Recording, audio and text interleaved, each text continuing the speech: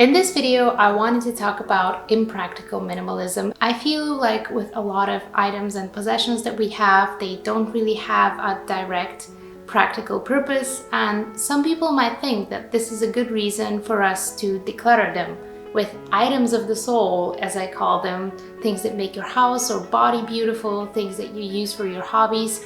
How do you decide how much is enough? When do you decide that you should get rid of something or keep something? Part 2. Items for your soul. Books.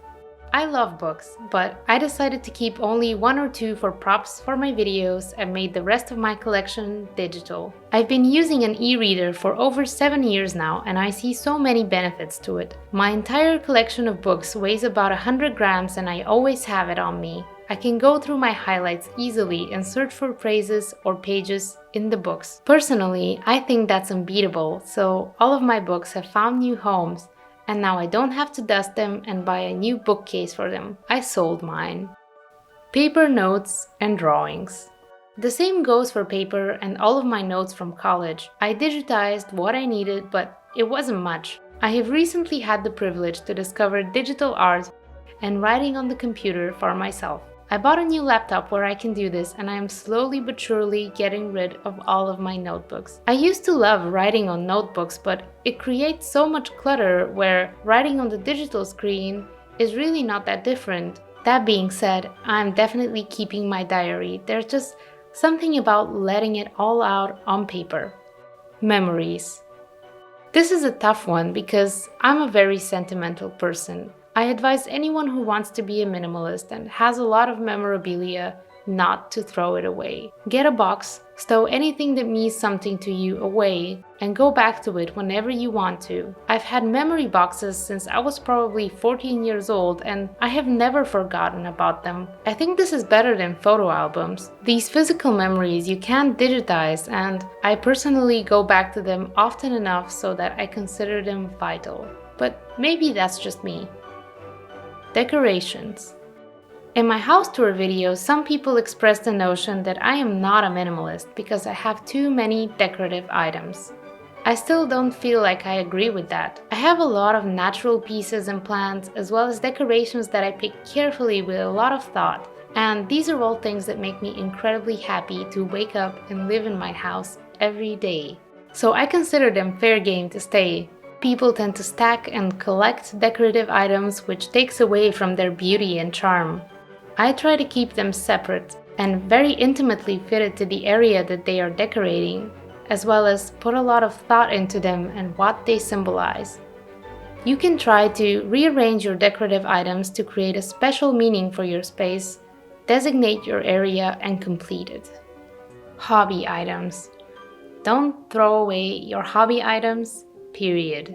Unless these are things that you haven't used in a couple of years and realistically will never get back to, keep your hobby items. Hobbies are important for character development, mood, and well-being and should never be considered clutter.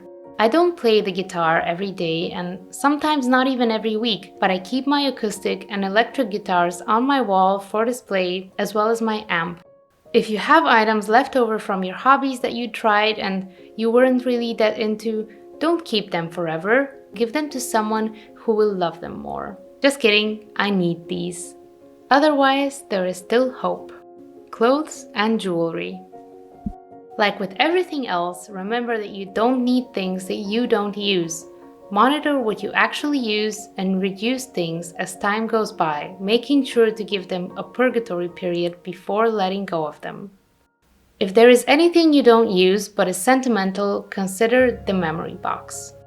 With clothes, remember to be a little bit practical too.